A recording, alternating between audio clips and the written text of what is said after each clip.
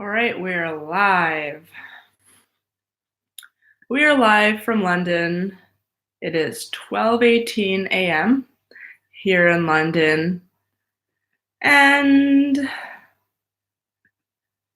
hey, Rosemary. What's up? What's up? Hey, Richie. I'm here. I wasn't here yesterday. I wasn't feeling well. You could tell a little bit from my voice. I am still congested a little bit. I think I caught a cold. Maybe it was in Israel. Maybe I caught it here.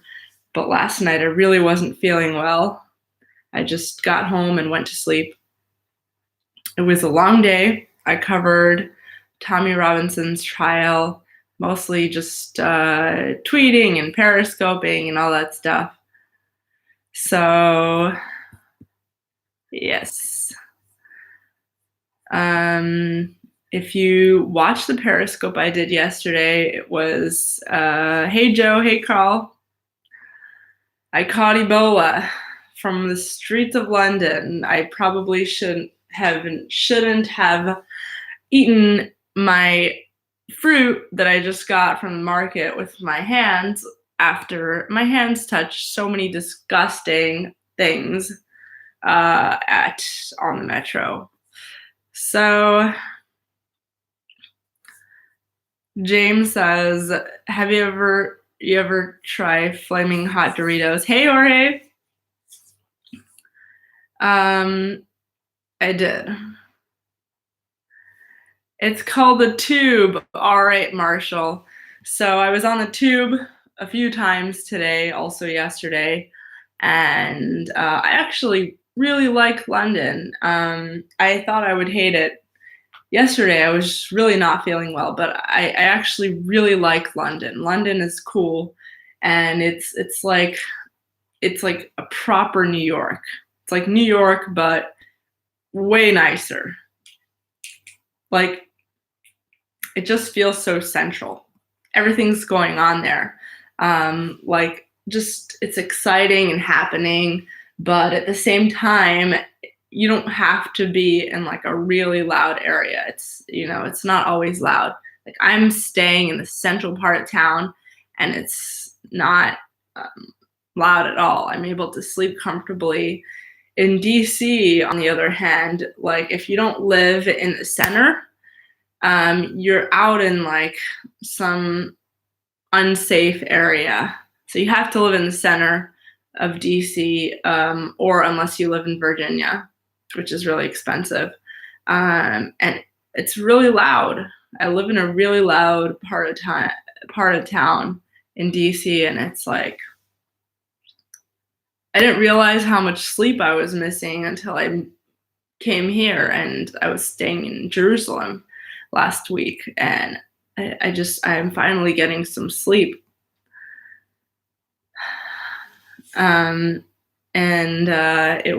It's interesting because you can drink outside in public, have liquor. My necklace says my name in Hebrew. So, yeah, I really like London. Yesterday, I was at the trial of Tommy Robinson. He is the guy who was prosecuted for filming, basically doing a Facebook Live outside of the courthouse in Leeds, where they were judging on the case of a pedophile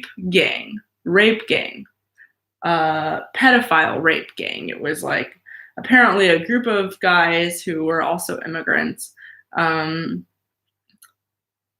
were accused of molesting girls. And this guy, Tommy Robinson, did a Facebook Live outside of the courthouse. The court, where the trial was taking place. Because Tommy Robinson is already a controversial figure in England, he's very vocal on rape gang, but specifically he's very vocal about the migrant crisis that's happening in Europe and in England there was already an interest in trying to get Tommy outside of politics, trying to take Tommy down. So Tommy Robinson already has a lot of haters. And by the way, his real name isn't Tommy Robinson. It's Stephen Yaxley Lennon. Lenton or Lennon, whatever his last name is. But they called him in the courtroom where I was, they called him Stephen Yaxley. Mr. Yaxley. Lennon. So, Karl, thank you for watching the live stream yesterday. I did a stream that went on for the entire 2 hours up until the trial itself. And I was lucky to be in the group, a small group of journalists who were actually allowed inside the courtroom where the trial was happening. It was pretty cool to be there and watch everything and be able to live tweet from inside. They didn't even want to let us go inside. They already had the reporters covering the event, the BBC reporters, state-run media, and obviously the BBC reporters were very against Tommy Robinson, so they didn't want independent journalists coming in because independent journalists will likely be on the side of Tommy Robinson, whether or not they agree with his politics. Independent journalists generally support Tommy Robinson because he's doing the same thing as every other independent journalist out there, which is, sees a story, wants to cover it, wants to talk about it, goes and does a Facebook live stream. I did a live stream outside the courtroom of Tommy Robinson, same exact thing. I did a live stream in front of the court where Tommy Robinson was on trial for doing the same exact thing that I was doing, which is doing a live stream outside of the court.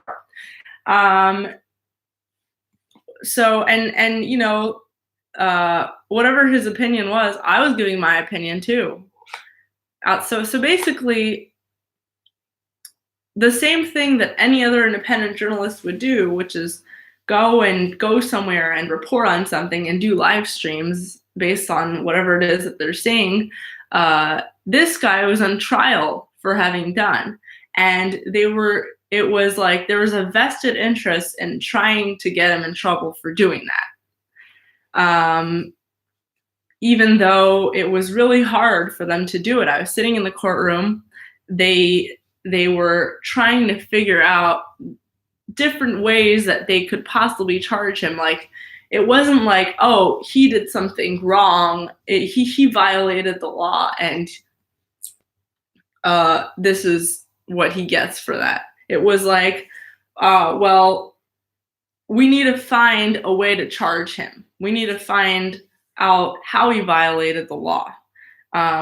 So basically, it wasn't relevant that he actually, whether or not he violated the law, it was relevant that they need to find a way that maybe he violated the law because they already didn't like him. And so the first charge against him, and they didn't like him because of his politics. His politics is very hated in England and in a lot of Western countries. His politics is a very nationalist approach. He's very anti the migrant crisis. He's from a city called Luton, and that's in like north. That's like a little bit north of London. Actually, he's not there anymore. Apparently, he's a little bit outside of Luton now because Luton has become the hotbed of a lot of immigration, and apparently I haven't been there, so this is what I hear. I actually have been outside of Luton, but apparently Luton has become just not England, has become just only migrants living there, and so other people who used to live there were intimidated out and going to live in other places. So Tommy Robinson is a man who came from that sort of neighborhood where something like that happened, and he started talking about it a lot. He is, he's not like you could tell by talking to him. He's not like a big city guy. He talks the way that small towners talk. He's very blunt and says whatever he's thinking. And with someone like that is bound to say a lot of things that offends the mainstream corporate types and the left. So he was already hated in England, and the trial yesterday, the trial of Tommy Robinson yesterday, was not about Tommy violated the law and here is what we should sentence him with. It was, we need to find a way that Tommy Robinson broke the law. We already don't like Tommy Robinson. We need to find a way that he broke the law. So the first charge against him, which is why this actually happened in 2017. It's been like 2 years. And then so last year, he went to jail actually for this. They put him in jail for 10 weeks. The first charge against him was that by the way, guys, I'm just going to take a moment to say, if you haven't seen footage of what happened yesterday, I'm going to post it as a link here. So I'm going to, here. I'm going to post like, I guess the biggest thread that I have. And it includes a live stream. It was watched a bunch. It includes a live stream. So here it is. I'm posting it. All right.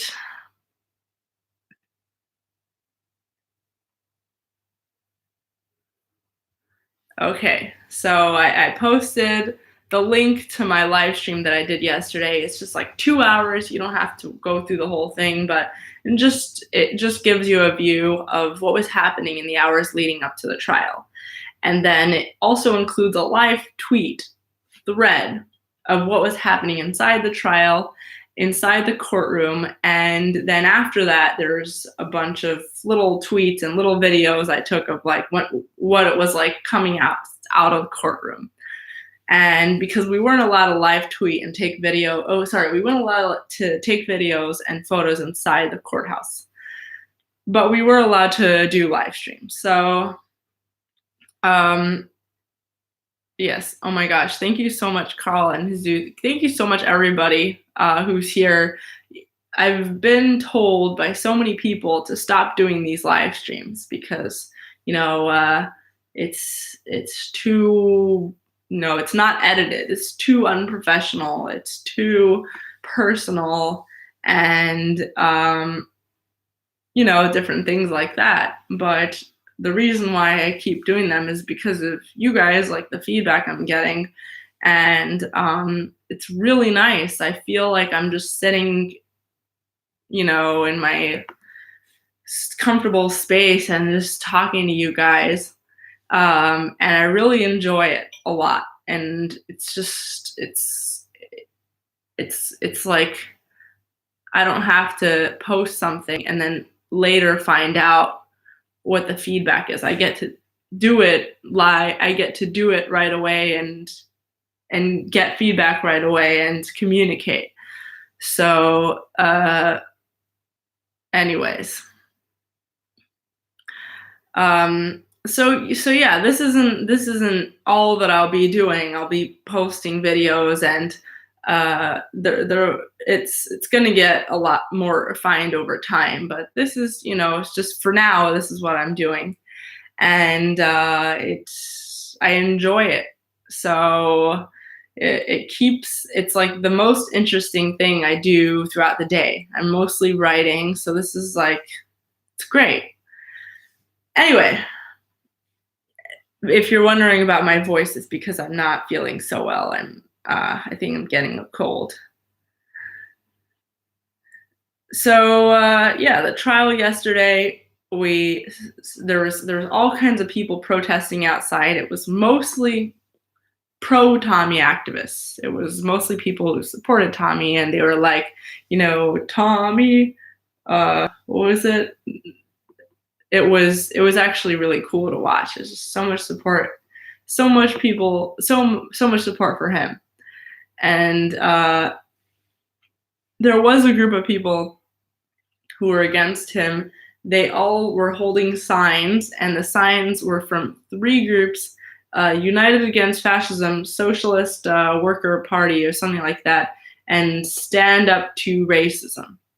So those were three groups that were left-wing organizations that funded these people to come out and protest against Tommy Robinson, and they were all in like a gated area, like a small gated area. There wasn't a lot of them. You can see from the live stream, from the Periscope that I did, it was mostly pro Tommy supporters, and they were all out there. They came with their flags, and they were singing and chanting his name, and it was very, very lively. It was like, where did all these people come from?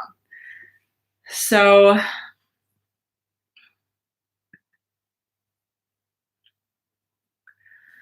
anyway, that's how it was leading up to the trial.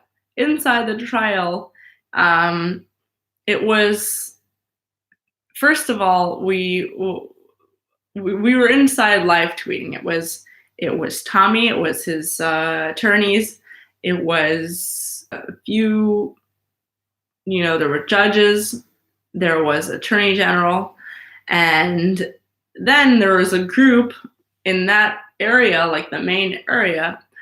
There was a group of reporters. It was BBC, I think RT, and another government-funded state media organization was being represented in that courtroom, mostly BBC. And so they were like the main media people, and they were there in the center, covering the event, the trial. And then there was, the independent journalists, which was on the side. And then there were some of his supporters who somehow were able to get in, and they were like upstairs, like in a higher level watching. So the independent journalists were us. It was me, Cassandra Fairbanks, Jessica, I don't remember her last name, but she's with Rebel Media. There's Ezra Levant of Rebel Media. There was James Jordan. I don't remember his last name. There's Andrew Lawton. I'm going to say everybody's names wrong. But there were a bunch of us, and we were basically just live tweeting. We didn't have access to internet because we weren't the official state media. So we were just sitting there on our phones live tweeting.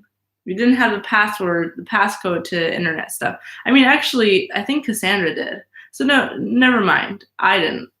But we were just live tweeting the whole time. And then the BBC reporters tried to get us kicked out. One of them actually had called the cops on Ezra. They said, we shouldn't be there. They said they're the media and we're overstepping on their territory, and we shouldn't be live tweeting.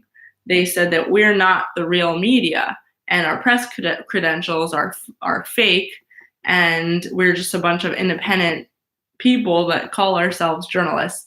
Well, and while they're the real journalists because they're part of a real organization. And so they basically tried to get us kicked out. They said we can't live stream and we have to leave, or just not live stream. Live tweet. We can't live tweet. And the funny thing about these people is that they were all very biased. We're biased, but we're independent journalists. We call ourselves biased, right? We're not going out there and calling ourselves we're neutral. We're not doing that. We're just a bunch of people who are very open about our opinions and very open about the fact that these are opinions and they're not facts. They're not like, unbiased. But these reporters were very biased reporters who were claiming that only they are neutral and everybody else should not be allowed to report on what was happening there. So it was very entitled. There was like a little bit of a brawl between one of the BBC reporters and Ezra Levant, who was there. So the original charge. Sorry, since I got distracted trying to explain this part. The original charge that was against Tommy Robinson, which they charged him with last year, and he was jailed for 3 months for it. Over 3 months. It was 10.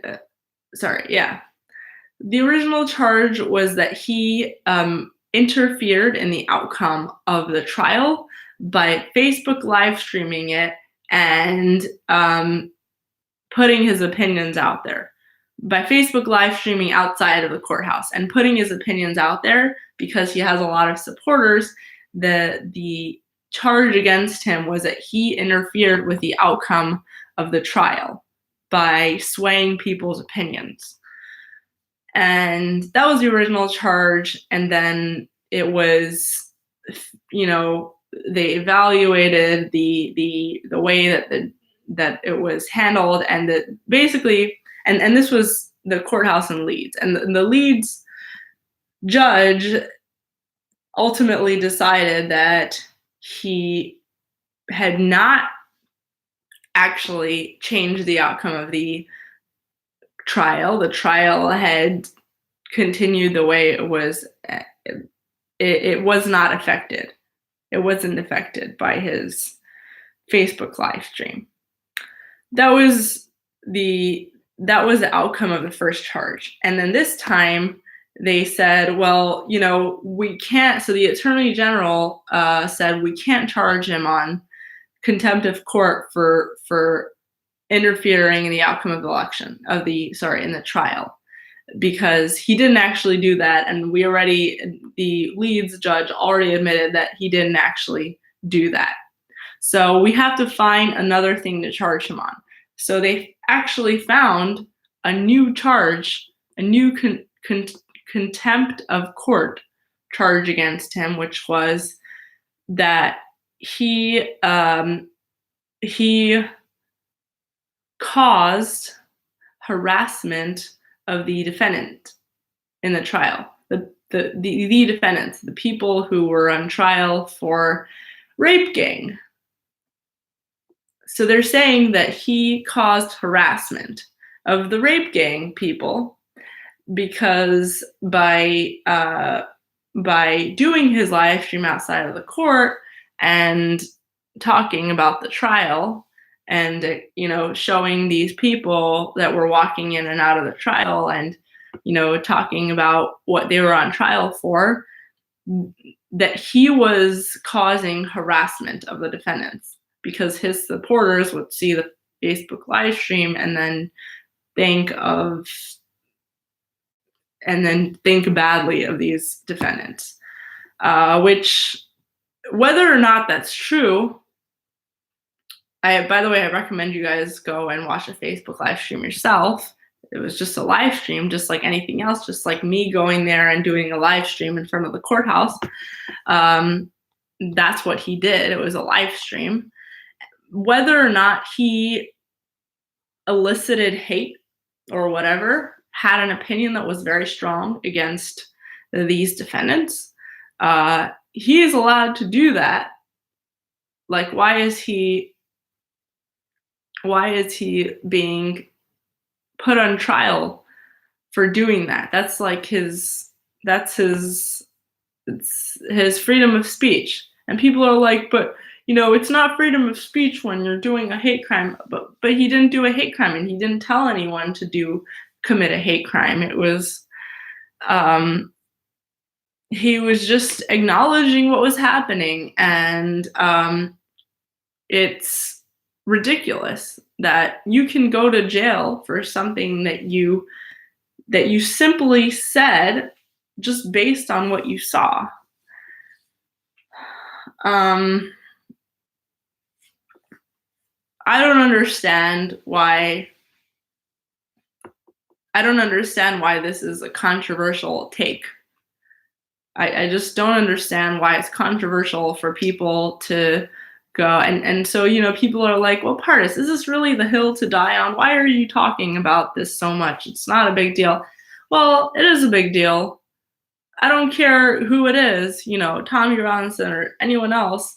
It's a big deal that in the UK people are going to jail for really just talking about things that are on their mind or making jokes, like in the case of Count Dankula, who was a very, very, very, very, very left-wing person before this whole thing happened. And then he realized that the only place for open speech and acknowledging facts or what you see without being prosecuted for them is the right. So it's not like, oh, all these crazy right-wingers and these nationalists are coming out of the little under the rocks, and they're coming out and causing an uprising. It's like, they're regular people who are in the working world among you, working people, and they are being prosecuted and persecuted for being open about their thoughts. They're being intimidated just for openly having opinions and sharing them with the world. And it's really scary. It's scary that it's happening in a Western country like this. And this is all happening around the same time that there are all these protests about Brexit here in the UK. People are protesting about, there was a Brexit vote that was March 29th. Britain was supposed to leave the EU, and somehow Theresa May did like a re-vote or like basically she said that the Brexit vote, we're not going to take it seriously, and we're going to do our own vote. And so we're not going to leave the EU. And so ultimately, the leadership doesn't care about what the common UK people want. The leadership just is scared of all these people who are very strongly starting to resent the establishment. What's happening in the UK seems very, very similar to what's happening in the UK seems very similar to what's happening in the US and also just a lot of other Western countries. There seems to be a rise in like a nationalist rise, and because Western countries are so interconnected in politics, the way that it's being handled is just being very similar, which is just the establishment trying to crush anyone with such views. And if you say anything, if you speak out against it in any way, you're going to be included in the martyrs for free speech. So a lot of the people I know on the right are not actually right-wing in ideology. They're just people who have been intimidated by the left just because or by the establishment left just because they were out of line even a tiny bit. So what I saw at the trial, what I witnessed at Tommy Robinson's trial was that it was a glimpse of what could have happened to me for having done the same exact thing walking into the trial. It really, really, really was about a guy doing a Facebook live stream outside of a trial, which is exactly what I was doing right up until I went inside that courtroom. It was really scary to watch. It was scary because if I was living in the UK and I did something like that, it would be the same idea as what Tommy Robinson did. You know, maybe I say different things as Tommy Robinson in the public. Maybe I have different opinions than Tommy Robinson, but I did the same exact thing that Tommy Robinson did, and he's potentially going back to jail for doing that. They're going to do a revote, a retrial or hearing, another one, on July 4th and 5th. Submissions will be due June 7th, so all these judges and the attorney general and all these people will have all their information in by June 7th, and then they're going to decide. Unless they do another trial, they're going to decide. So I think they're also trying to push it off because Tommy is running for MEP, a member of the European Parliament, the EU Parliament, and I think they're also one of their big interests is that trying to make sure that he doesn't get elected. A lot of people on the right are running also for EU seats. I think it's Count Dankula, influencer, Sargon of Akkad, Nigel Farage, and this guy, Tommy Robinson, and I believe a few others, just a lot of people on the right who are trying to get in the EU because they know that the Brexit vote is just totally going to be ignored. So instead, they're basically trying to get into the EU and try and maybe sway the votes from the inside. So, yeah, this is like it's basically just kind of like a subtle uprising of the right trying, resisting the establishment that's in control. A great way to stop that is to stop being so controlling.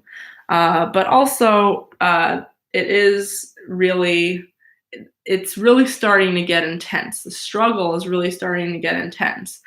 As much as the